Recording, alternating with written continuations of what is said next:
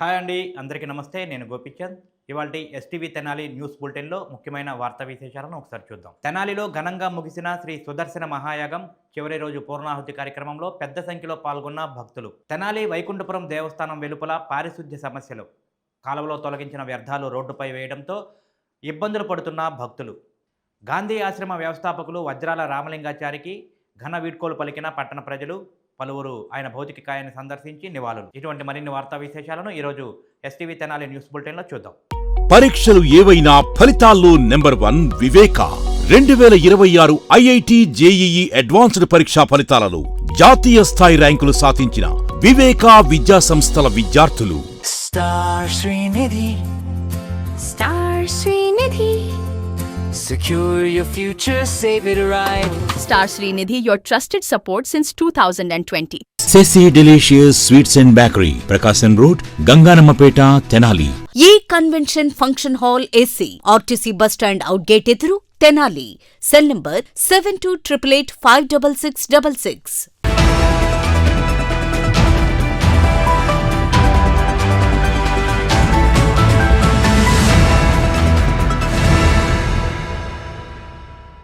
తెనాలి పట్టణంలోని రామలింగేశ్వరపేట తోటావారి వీధిలో శ్రీ లక్ష్మీనారాయణ సహిత శ్రీ మహాసుదర్శన యాగ మహోత్సవం గురువారం పూర్ణాహుతి కార్యక్రమంతో ఘనంగా ముగిసింది.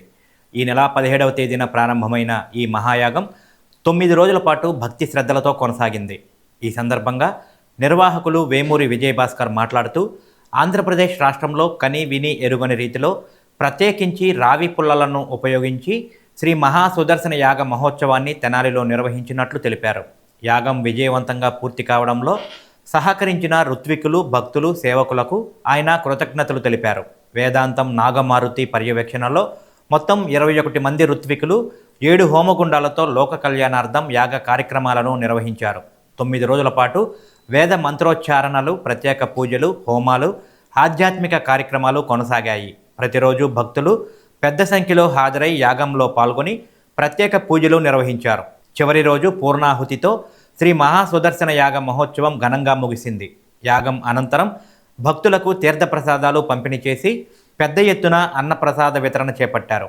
కార్యక్రమంలో స్థానిక భక్తులు, ఆధ్యాత్మికవేత్తలు, సేవా బృందం సభ్యులు పాల్గొన్నారు. నారాయణాభ్యాన్ నమః, సుదర్శనాయ నమః. భగవంతుడి యొక్క ప్రేరణతో ఈ కార్యక్రమం సంకల్పించబడింది. 9 రోజులు జరగనున్నటువంటిది ఇటీవల కాలంలో లేదు. చాలా కష్టమైనది 9 రోజులు నిర్వహించడం అంటే. అలాంటిది స్వామివారి కృపతో, మా తల్లి రాయరాజేశ్వరమ్మ కృపతో యాగం చాలా వైఖాన సాగమ శాస్త్ర ప్రకారం చక్కగా యథావిధిగా చేయించారు ఋత్విక్కులు, బ్రహ్మగారు. ఈ కార్యక్రమం ఇవాళ వచ్చిన వాళ్ళందరూ అదృష్టవంతులే. ఇది చూడటం, ఇంతటి యజ్ఞశాల ఇక్కడ వచ్చిన వాళ్ళు ఎవరు రాబో కాలంలో చూడరు. అంతవరకు ఖచ్చితంగా చెప్పగలను. కాబట్టి ఈ అవకాశం వచ్చింది సద్వినియోగం చేసుకున్న వాళ్ళందరూ ధన్యులు. వాళ్ళందరికీ స్వామివారు లక్ష్మీనారాయణ స్వామి, సుదర్శన స్వామి యొక్క ఆశీస్సులు పరిపూర్ణంగా ఉంటాయని చెప్పి నేను ఆశిస్తున్నాను.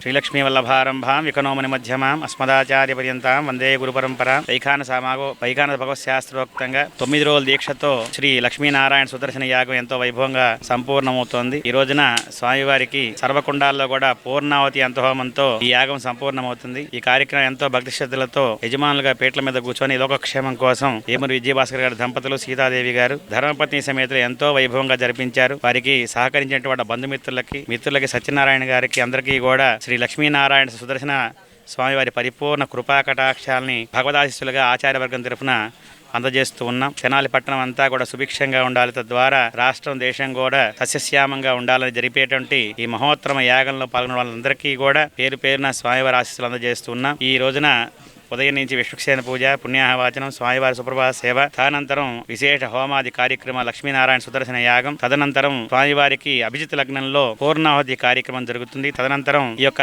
స్వామివారి యొక్క కుంభాన్ని అంతా కూడా అవభృత స్నాన రూపంలో శక్తిని అంతా కూడా యజమానికి ధారపోచడం ద్వారా జనాలందరికీ కూడా ప్రోక్షణ చేయడం జరుగుతుంది. తదనంతరం మహదాశీర్వచనంతో విజయభాస్కర్ గారిని ఆశీర్వదించడం జరుగుతుంది. భక్తులందరూ కూడా స్వామివారి దర్శించి తీర్థప్రసాద స్వీకరించి తరించవలసిన తెలియజేస్తున్నాం.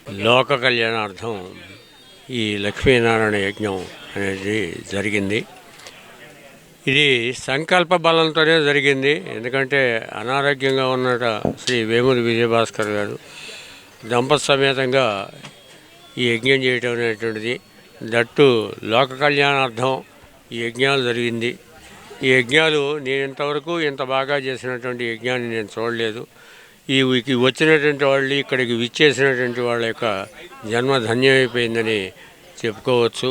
అందరికీ కూడా ఈ యాగఫలం సిద్ధించాలని, దేశం రాష్ట్రం సుభిక్షంగా ఉండాలని కోరుకుంటున్నాను. సర్వే జనా సుఖ. తెనాలిలో ప్రసిద్ధి చెందిన శ్రీ లక్ష్మీ పద్మావతి సమేత వెంకటేశ్వర స్వామివారి వైకుంఠపురం దేవస్థానం వెలుపల పారిశుధ్య పరిస్థితి రోజురోజుకు అధ్వానంగా మారుతున్నట్లు భక్తులు, స్థానికులు ఆవేదన వ్యక్తం చేస్తున్నారు. ఆలయానికి ఎదురుగా ఉన్న తూర్పు కాలువలో నుంచి తొలగించిన వ్యర్థాలను రోడ్డు పక్కనే కుప్పలుగా పోయడంతో అక్కడి పరిసరాలు అపరిశుభ్రంగా మారాయి. రోజుల తరబడి ఈ వ్యర్థాలను తొలగించకపోవడంతో అవి కుళ్ళిపోయి భరించలేని దుర్గంధం వెదజల్లుతున్నట్లు భక్తులు చెబుతున్నారు.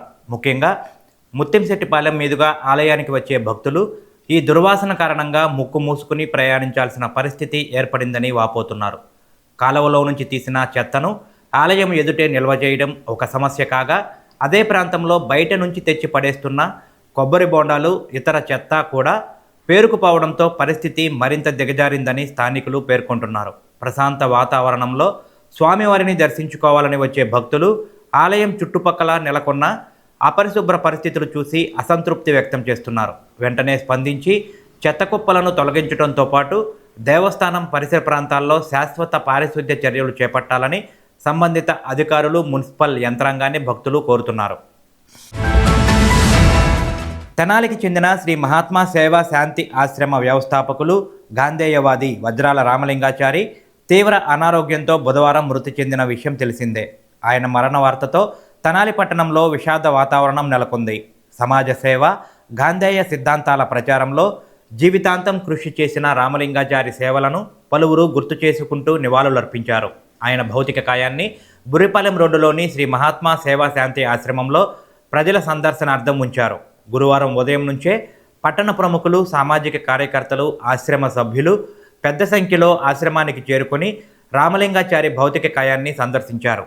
పూలమాలలు సమర్పించి నివాళులర్పిస్తూ ఆయనతో తమకు ఉన్న అనుబంధాన్ని గుర్తు చేసుకున్నారు. అదేవిధంగా మాజీ ఎమ్మెల్యే అన్నాబత్తుని శివకుమార్ గురువారం ఆశ్రమానికి చేరుకొని రామలింగాచారి పార్థివ దేహానికి పూలమాలలు వేసి నివాళి అర్పించారు. అనంతరం కుటుంబ సభ్యులను పరామర్శించి తన ప్రగాఢ సంతాపాన్ని తెలియజేశారు. రామలింగాచారి వంటి సేవామూర్తి మరణం సమాజానికి తీరని లోటు అని పేర్కొన్నారు. అనంతరం కుటుంబ సభ్యులు సాంప్రదాయ పద్ధతిలో రామలింగాచారి అంత్యక్రియలను నిర్వహించారు.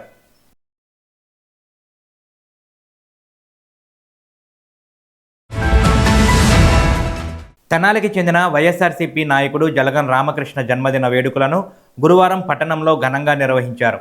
ఈ సందర్భంగా షేక్ మస్తాన్ ఫ్రెండ్ సర్కిల్ ఆధ్వర్యంలో పలు సేవా కార్యక్రమాలు చేపట్టి జన్మదిన వేడుకలను ప్రత్యేకంగా నిర్వహించారు. రైల్వే స్టేషన్ సమీపంలోని శ్రీ శివలింగేశ్వర స్వామి భక్త బృంద సేవా సమితి శిబిరం వద్ద పేదలకు అన్నదాన కార్యక్రమాన్ని నిర్వహించారు.